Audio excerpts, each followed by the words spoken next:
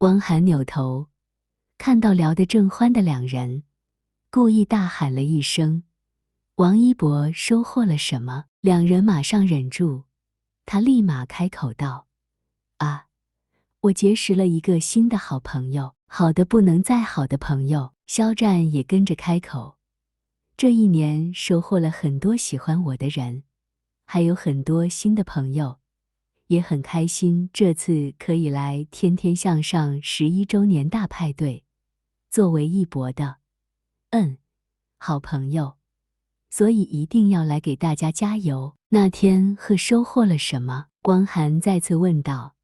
随着他的问话，摄像飞快地转移到高天鹤身上。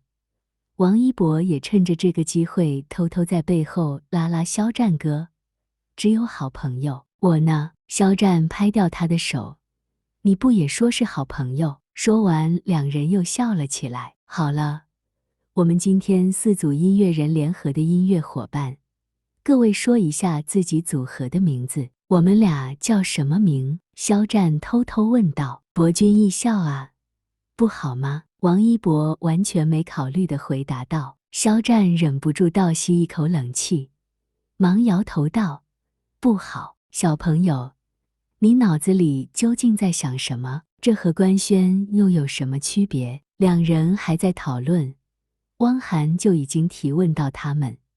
肖战立刻闭嘴，瞪了王一博一眼。王一博一时语塞，确认战哥绝对不会用博君艺校这个队名后，无奈之下只能随口道：一战组合。肖战吻唇忍着笑意，点点头，还算听话。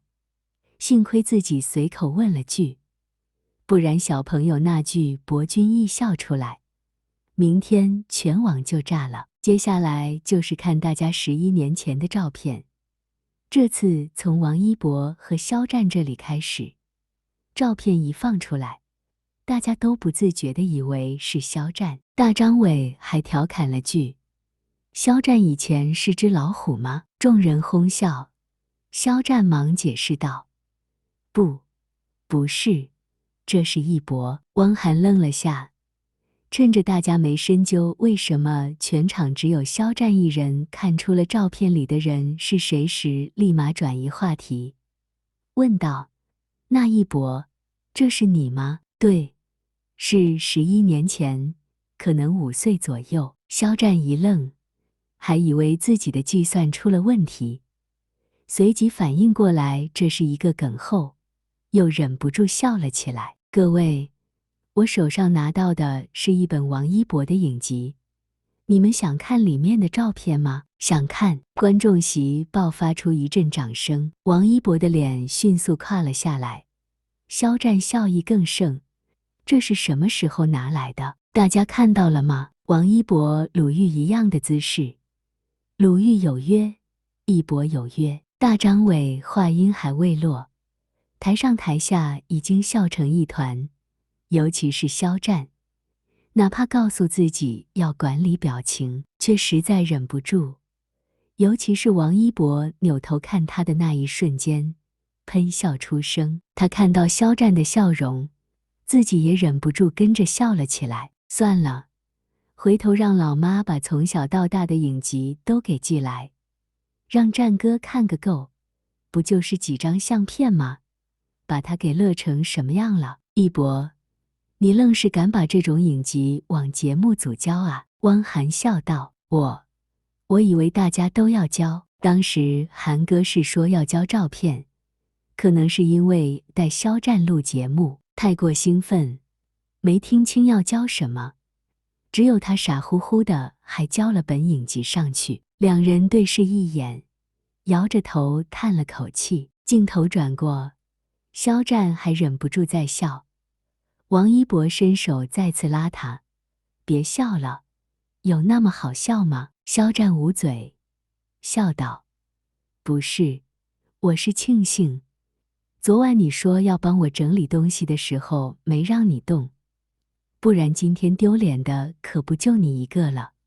噗嗤，众位嘉宾被请到一边落座，王一博很自觉地跟着肖战一起走下台，就连一向细心的肖战也不觉得有什么，回过头还和他聊了两句，最后还是大张伟无奈喊了句：“一博，你回来，你是主持人。”众人皆笑。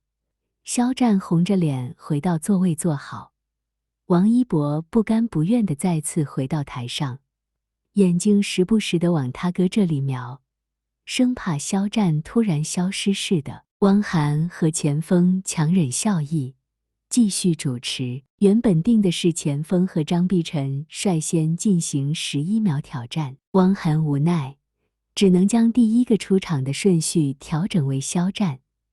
他真怕王一博这一会看一眼的架势，什么时候就不管不顾地跑下台。11秒眨眼挑战，观众发起的挑战，原本应该对着观众，可这两人偏不，就对着对方眨眼，一边眨眼还一边不停地笑，直到快10秒了才被人提醒着面朝观众。接下来是两人介绍关于《陈情令》的一些情景和拍戏场面。那你们俩成为好朋友之后，有没有刷新对对方之前的认知？就相处得挺融洽的吧？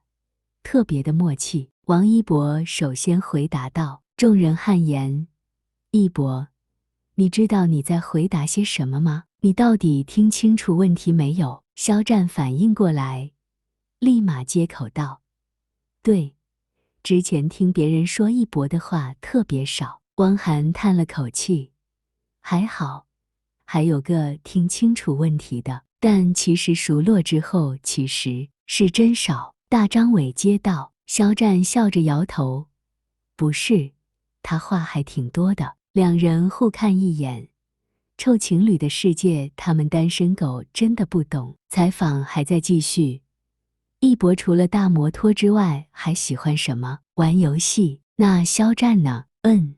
也爱玩游戏。那你俩打吗？汪涵继续问道。打啊，经常。谁的胜率稍微高一点？肖战一愣，望向王一博。